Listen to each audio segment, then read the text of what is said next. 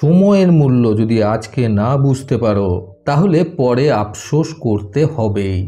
জীবনে যেটুকু বাঁচবে সেটুকু সময়কেই অন্তিম সময় হিসেবে মনে করে সব আনন্দ উপভোগ করার চেষ্টা করো। বন্ধুরা, এই অসাধারণ প্রসঙ্গটাকে কেন্দ্র করে আজকে আমি আপনাদের সিংহ এবং একটি কাঠবিড়ালের সুন্দর একটি গল্প শোনাবো। চ্যানেলে নতুন হলে সাবস্ক্রাইব করতে ভুলবেন না এবং অবশ্যই গল্পটি ভালো লাগলে একটা লাইক আশা করব। বহু বছর আগেকার ঘটনা। এক গ্রামে এক ছোট্ট কাঠবিড়ালি নিজের মা বাবা এবং ভাই বোনেদের সাথে বাস করত। সেই কাঠবিড়ালিটি একটু বয়স বাড়ার সাথে সাথেই প্রচণ্ড পরিমাণে কর্মঠ প্রকৃতির হয়ে ওঠে এবং নিজের কর্মটাকে ভীষণ পরিমাণে ভালোবাসতে শুরু করে। তার অন্যান্য ভাই বোনদের থেকে এই কাঠবিড়ালিটি ছিল একটু ভিন্ন প্রকৃতির। জীবনে কর্ম করে কিছু অর্জন করাটাকেই সে সর্বসুখ বলে মনে করত। যেখানে যখন যা কাজ পেত নিজের পেট চালানোর তাগিদে সেটাই সে ভীষণ নিষ্ঠার সাথে পালন করার চেষ্টা করত। কাজকে কোনোদিনই সে ভয় করেনি, বরং পরম আনন্দের সাথে সে নিজের সব কাজ সম্পন্ন করত। একদিন বনের রাজা সিংহের সাথে তার কথা হয়। কথাবার্তার মধ্যে মহারাজ সিংহ সেই কাঠবিড়ালিটিকে বলেন, তুমি একটু একটু করে প্রতিদিন কাজ করে যদি আমার জঙ্গলটা পরিষ্কার করে দিতে পারো তাহলে তার বিনিময়ে আমি তোমাকে 1 ভরি আখরোট উপহার স্বরূপ দেব। 1 ভরি আখরোটের কথা শুনে সেই কাঠবিড়ালিটি তো প্রচণ্ড পরিমাণে আপ্লুত হয়ে উঠল। সে সঙ্গে সঙ্গে রাজি হয়ে গেল বনের রাজা সিংহের এই ধরনের প্রস্তাবে। তারপর সে অক্লান্ত পরিশ্রম করতে শুরু করে দিল 1 ভরি আখরোট পাওয়ার লোভে। সারা দিন রাত সে খাটত, এমনকি সে খুবই আনন্দের সাথে এই কাজটা করত।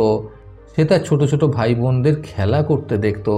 কখনো কখনো তার ইচ্ছে হতো যে তাদের সাথে গিয়ে সেও খেলা করবে, কিন্তু পরক্ষণে তার মনে পড়ে যেত যে তাকে 1 ভরি আখরোট পেতেই হবে।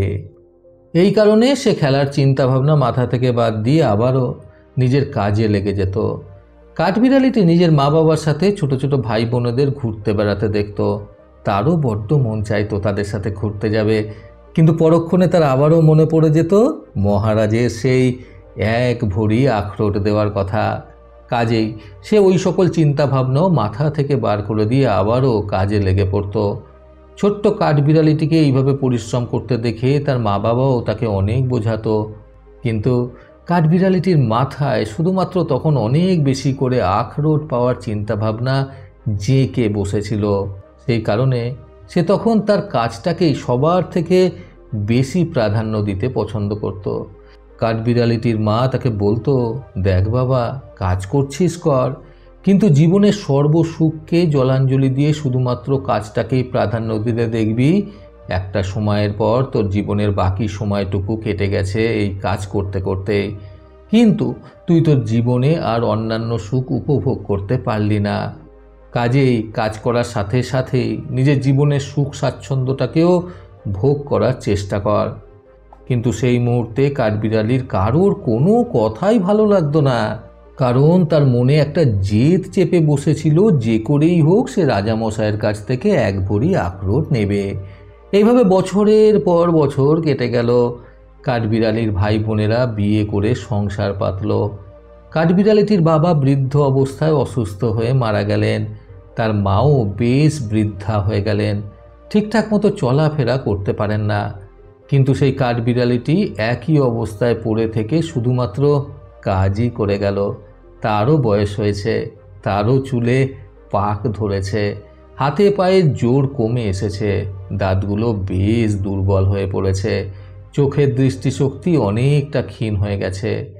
অবশেষে বেশ অনেকটা বয়স পর গিয়ে সে নিজের কাজটাকে শেষ করলো। যেহেতু সে আকারে খুবই ছোট ছিল, সেহেতু ধীরে ধীরে নিজের কাজটা করতে তার বেশ কয়েক বছর সময় অতিক্রম হয়ে গেল। নিষ্ঠার সাথে কাজবাজ করে যখন সে নিজের কাজটাকে খুব ভালো মতো সম্পন্ন করল, তখন সে মহারাজ সিংহের কাছে গেল নিজের প্রাপ্যটুকু পাওয়ার আশাতে।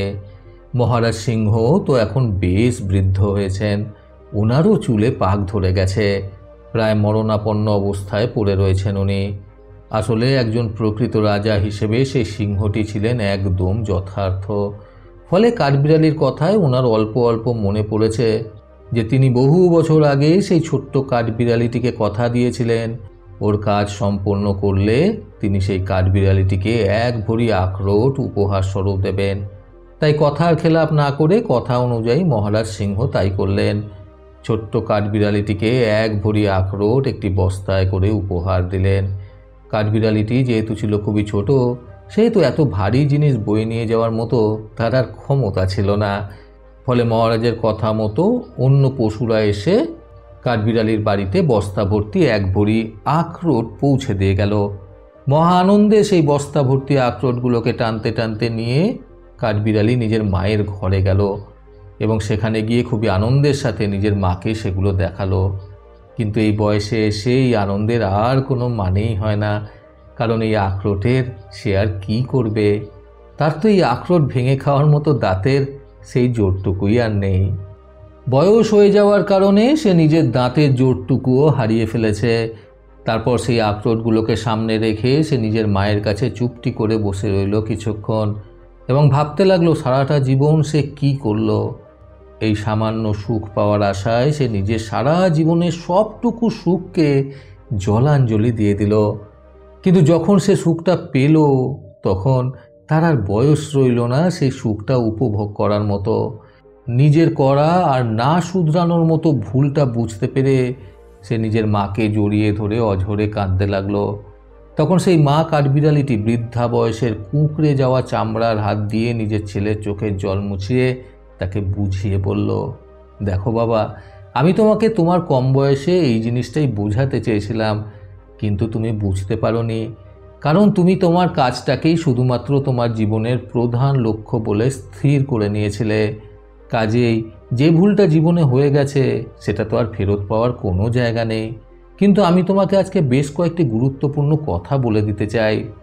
এই বলে মা কাঠবিড়ালিটি নিজের ছেলেকে বোঝাতে শুরু করলো, তুমি আজকে তোমার জীবনে যে ভুলটা করলে এই ভুলটাই কিন্তু আজকালকার সমাজে সকল মনুষ্য জাতির ক্ষেত্রেও লক্ষ্য করা যায়।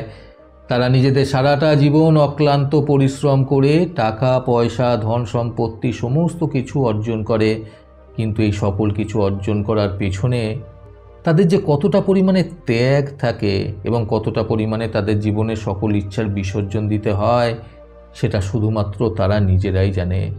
সারাটা জীবন এই সকল কিছু অর্জন করার পর যখন তাদের বিশ্রাম নেওয়ার সময় আসে তখন কিন্তু এই সকল ধন সম্পত্তি ভোগ করার মতো তাদের আর বয়স থাকে না।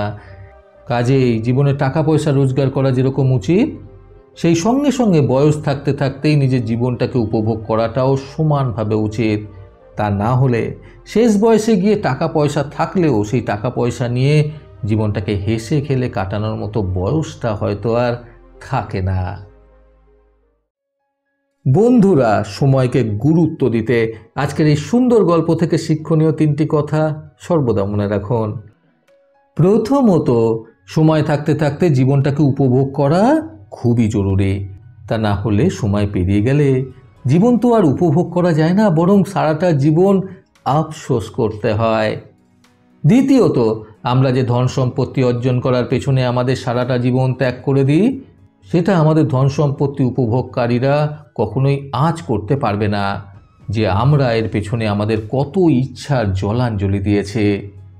তৃতীয়ত, নিজেদের অর্থ লাভের লোভটাকে যথেষ্ট সীমার মধ্যে আবদ্ধ করে রাখাটাই আমাদের প্রত্যেকের পক্ষে হিতকর। লোভ অতিরিক্ত হয়ে গেলে পরবর্তীকালে আফসোস করা ছাড়া আর কোনো উপায় থাকবে না। প্রতিবারের মতো আবারও বলবো, এই পৃথিবী তাদেরকেই সম্মান দেয় যারা ইউনিক কিছু করার ক্ষমতা রাখে। সকলের সুস্থ এবং সুন্দর জীবন কামনায় প্রকৃত জীবন থেকে আমি সন্তু চক্রবর্তী আবার আসবো আগামীকাল নতুন সুন্দর শিক্ষণীয় একটি ছোট গল্পের সাথে। ভালো শুনুন, ভালো থাকুন। ধন্যবাদ।